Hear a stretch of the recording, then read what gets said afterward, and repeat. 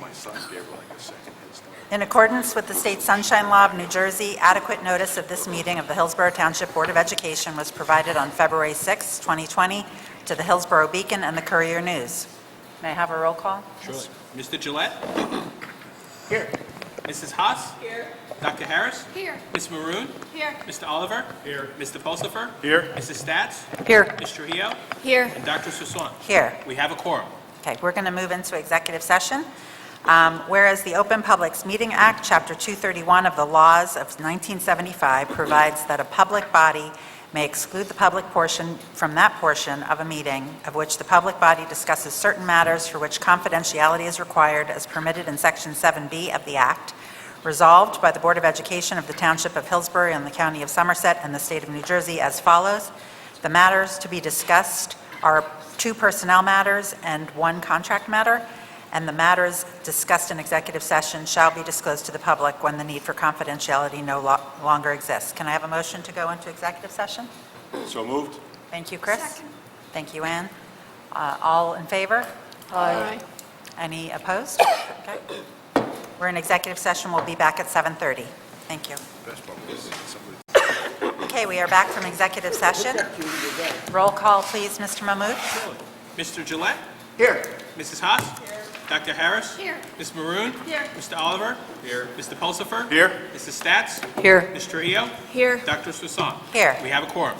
We'll do the Pledge of Allegiance now, please.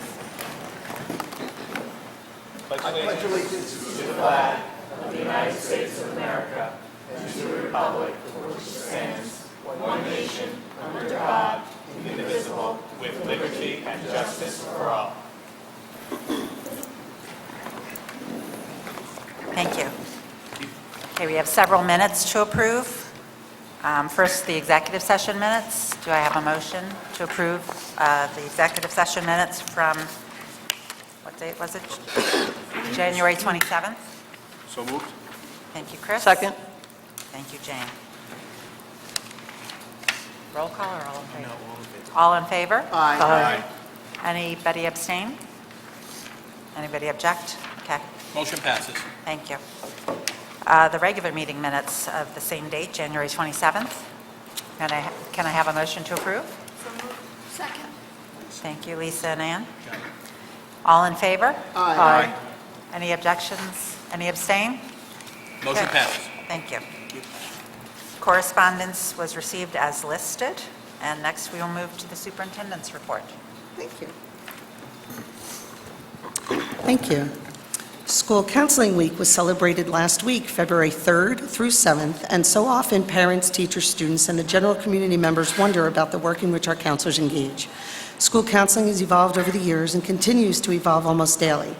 As I travel to our schools and am lucky enough to speak with more of our counselors, I'm very much aware of the vital roles our school counselors play in the school environment as well as the larger school community. While I'm not sure exactly how they do it, it is with sincere gratitude and awe that we celebrate you and all that you do for our students and staff daily. A shout out and congratulations to high school social studies teacher Scott Kalins, who has been named one of the 10 finalists for the Princeton University Distinguished Teacher Award. Congratulations to our dance team, who arrived home safely after an amazing first nationals competition. The team competed against some of the most talented teams in the nation and made it to the finals with both of their routines. They advanced into finals for jazz and earned their spot in hip hop as well, ultimately earning 7th place varsity large group jazz and 12th place varsity large group hip hop in the nation. Congratulations to the entire team, led by teachers Kristen Commune and Deborah Royakers. Saturday, February 1st was a busy one in the district. The day began with our first ever non-certificated and substitute teacher job fair. Members of the central office staff, including Donna Volpe, Joanne DeLeon, Kathy Mazik, and Pinky Nielsen, joined Lisa Bennett and Cindy Hartar from Transportation and Anthony DeLuca from Buildings and Grounds to interview and begin processing of more than 20 people who would like to call Hillsborough their work home. Mr. Callahan, Mr. Mahmood, and I also had the pleasure of meeting those who came out. The 20th Annual Winter Guard Festival provided great entertainment and showmanship during the latter portion of the day into the evening on that Saturday. 38 schools were represented from across the state, and every performance was top-notch. I, along with District Supervisors Chris Ireland and Tracy Nur, as well as others, were honored to present awards that evening. Finally, just a reminder that kindergarten registration is scheduled to take place between March 23rd and April 3rd. Parents are encouraged to pre-register their children who will be 5 on or after October 1st. That's it for today. No, we don't want them before October 1st. They have to be 5 before. Before October 1st, yes, I'm sorry, on or before October 1st, thank you. Thank you. I think there was also a niche article. Maybe you're going to save that For next time. next time. Okay, I won't preempt. Okay, so next we have comments from the public and the board on both the 2021 budget and the action agenda. So we very much welcome input from the public. There are 2 times during board meetings that the public is invited to speak. One time is right now, when you may speak about any item that is listed on tonight's agenda before the board votes. Towards the end of the meeting, there is another public comment period to address any topic. Before you make your comment, please state your name and address. Please also fill out the form located on the table next to the podium. In the event that the board needs to follow up with you after the meeting, there is a 3-minute time limit per speaker. Please understand that our public comment periods are not structured as question and answer sessions, but rather are offered as opportunities to share your thoughts with the board. In instances where the board believes that there is a misunderstanding or inaccuracy, the board president or superintendent may address the comment after the close of public comment or after the board meeting. There may be times when a member of the public makes a comment or asks a question about personnel or hiring decisions. New Jersey statutes do not permit the board to discuss personnel issues in public session. Is there any member of the public wishing to speak? Okay, seeing none, is there any member of the board wishing to speak about the agenda or the budget? Okay, thank you. Okay, so, actually, did I skip over committee reports? I did. There is, well, there's just a very brief, on Friday morning, the Governance Committee held a very brief call to discuss the issues that one of the issues that we discussed in education, in closed session. So that was all that was discussed. And the board has been brought up to speed on that. One thing that's not on the agenda is the hearing to my contract addendum that was approved by the county office. Okay. So Vic indicated we just have to have a public session, a public... Do you want to do that now? Or do you want, okay. Okay, so I'm going to give the board to Mr. LaPira. Okay, so one item that's not on the agenda, but that you do have to do, about, 30 to 45 days ago, the board published a notice in the paper. Whenever a board is going to alter, renegotiate, amend, et cetera, an administrator's contract, an administrator being a central office administrator, so business administrator, superintendent, assistant superintendent, you need to have a public hearing on the contract, as if you will, which is basically people have an opportunity to comment on the contract. Just by way of background, Dr. Antunes is acting as the superintendent at the current time. The guidance that we got, or direction that we got from the executive county superintendent when she was first appointed, is they were only approving those for 3 months at a time. So we got the first 3 months, we did an addendum to her contract to provide for, an increase in compensation for performing the duties of the acting superintendent, and that was good for 3 months. And now this is for the second 3-month period, so that's going to actually be retroactive, January, February, and March. And so we got that information to the executive county superintendent of schools. He has approved the addendum. The addendum is exactly the same as it was last time. There's no difference in compensation. The only thing that changed pretty much are the dates. And so this is the opportunity for the public, if they want, to provide any input on that. I know that the notice was given 30 days ago or so, published in the paper, and so this is the opportunity if anyone, any members of the public have any comments about that addendum. Okay, and that is on the agenda for approval this evening by the board. Okay. All right, seeing none, I'll turn it over to Dr. Antunes for the action agenda. Thank you. The superintendent recommends that the Board of Education approve the education agenda as follows: 10.1 to 10.5, motion to approve professional travel-related expenses, to affirm the superintendent's harassment, intimidation, and bullying determination for the attached case, Motion to approve an overnight trip, a field trip destination, and motion to submit, there was one HEF grant that was inadvertently left off of the list last time, so we wanted to get that application for submittal. And that's it. Great. Can I have a motion to approve the education agenda, items 10.1 through 10.5? Thank you. Judy? Second. Thank you. It was Lisa or Ann. Pick your choice. Okay. Any discussion? Okay, roll call, please, Mr. Mahmood. Mr. Gillette? Yes. Mrs. Haas? Yes. Dr. Harris? Yes. Ms. Maroon? Yes. Mr. Oliver? Yes. Mr. Pulsifer? Yes. Mrs. Stats? Yes. Mr. Trujillo? Yes. And Dr. Swasan? Yes. Motion passes. Thank you.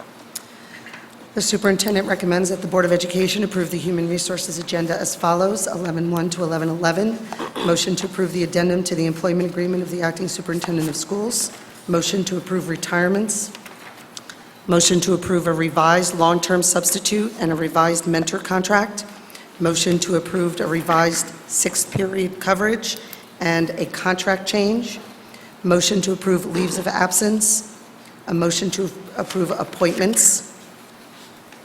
A motion to approve extra coverage, and a motion to approve policies for second reading as outlined, as well as a motion to approve a suspension of a staff member.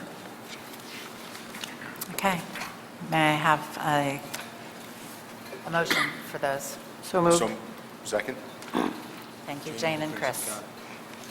Any discussion on items 11.1 through 11.11? Okay, seeing none, may I have a roll call, please? Sure. Mr. Gillette? Yes. Mrs. Haas? Yes. Dr. Harris? Yes. Ms. Maroon? Yes. Mr. Oliver? Yes. Mr. Pulsifer? Yes. Mrs. Stats? Yes. Mr. Trujillo? Yes. And Dr. Swasan? Yes. Motion passes. Great. Superintendent recommends that the Board of Education approve the operations agenda as follows, 12.1 and 12.2. A motion to approve the resolution for participation in coordinated transportation, and a motion to accept a donation of botany books and posters. Okay, can I get a motion to, for items 12.1 and 12.2? So moved. Thank you, Greg. Second. Thank you, Judy. Okay, any discussion on items 12.1 and 12.2? Just a question, I probably should have sent this in earlier, but when we look at the number of kids that we transport to a lot of different locations, I would guess there may be other districts who are moving a lot of kids maybe randomly in our direction. Do we ever look at like the opportunity to use the same bus to potentially, bring somebody from, where they're sending somebody here, but we have Yeah. somebody going that direction, where we could combine that route? Yes, very good question, Mr. Pulsifer, for a change. No, just kidding. Very good question. Just kidding. Very good question, very good question. But like being at home. we do, it's a very good, the county level actually calls in all the transportation coordinators, and what they do is they all get together and we look at the different out-of-district placements. The county transportation coordinators then try to work out an arrangement if there's any crossing of paths. To be honest, our own transportation director will see a bus that passes Hillsborough that has a unique name or is a bus company that we don't use, and she'll be like, I wonder where they're going. She'll call the contractor and say, hey, look, are you coming by Hillsborough going in towards Bridgewater? I'm making it up. And if there's a way that we can combine services, we do that to find efficiencies. It's not only done by the county level, because that's where you can bring in all the school districts in our county, but then it's extended. I think the professional transportation supervisors try to work together to say, hey, look, there's a lot of money in stake, because one route could go to like 30, 40, maybe even more $1,000 per route. So if we can share that and we can take a reduction in that, it works so well. Right. Thank you. Just a dry sense of humor, don't take that seriously. It's so dry. Mr. Maroon? Yeah. The one on, the particular item on today's agenda was sort of a unique situation, not for special education. It's sort of for a student who, by law, has to be allowed to continue to attend for this year, I guess, their current high school because of, yeah, I don't want to say, Yeah. but because of a personal situation. Yeah. this And would by be- law, they have to do that. So we're on the hook for providing that transportation. It's way out. It's where nobody We don't have anyone Typically. going up to that high school, Correct. right? So, That is correct. but we're happy to do it if we can Yep. do it. All right. Yeah, my question was not specific No, to I say got that, it. to say that this was a bad thing. It just made me think, we do this a lot, and we talk about how many different ways we have busing problems and how to keep the costs down. Yeah. I wasn't sure. This one is, the travel's a little more extreme, but I just want to make sure we're covering it. Absolutely. Thank you. Thank you. Great, thanks. Any other discussion? Okay, then roll call, please, Mr. Mahmood. Surely. Mr. Gillette? Yes. Mrs. Haas? Yes. Dr. Harris? Yes. Ms. Maroon? Yes. Mr. Oliver? Yes. Mr. Bolsifer? Yes. Mrs. Stats? Yes. Mr. Hio? Yes. And Dr. Sasan? Great, thank you. Oh, yes, sorry. Motion That- Forgot I had to answer. It had already passed, it was fine. Okay, then, the enrollment, the informational items are as listed. And now we have comments from the board and public. Again, we'll start with comments from the public. We very much welcome input from the public. There are 2 times during the board meetings that the public is invited to speak. The first time was at the beginning of the meeting, the second time is now. At this time, you may address any topic. Before you make your comment, please state your name and address, and be sure to fill out the form next to the podium. In the event the board needs to follow up with you after the meeting, there's a 3-minute time limit per speaker. Please understand that our public comment periods are not structured as question and answer sessions, but rather are offered as opportunities to share your thoughts with the board. In instances where the board believes that there is a misunderstanding or inaccuracy, the board president or superintendent may address the comment after the close of public comment or after the board meeting. And we're not going to comment on any personnel or hiring decisions. I'm trying to shorten it a little bit. Any comments from the public? Okay, seeing none, we'll close public comment and open it to the board. I just, real quick, I just wanted to state that last Wednesday, January 29th, I did attend the Garden State Coalition of Schools meeting in East Brunswick at the Board of Ed office. Just to quickly go through it, we did see a guest speaker who spoke about SEL for New Jersey, which is a statewide organization that brings together a wide variety of educational, professional, and community organizations to promote awareness and provide support for those working to incorporate SEL into their school culture. All he basically did was, offer what his services were to do. We also discussed the Senate Education Committee, which I believe met last week or is going to meet this week. And the things that they wanted to talk about, the biggest thing was geared towards nutrition and school meals. And there's different bills that are going to be pushed forward. The one in particular that stood out was S1029, which requires that all districts hire full-time or part-time professional dietitians or nutrition specialists. I think it's covered under Sodexo. Okay. And then we just talked about different amendments to assessments.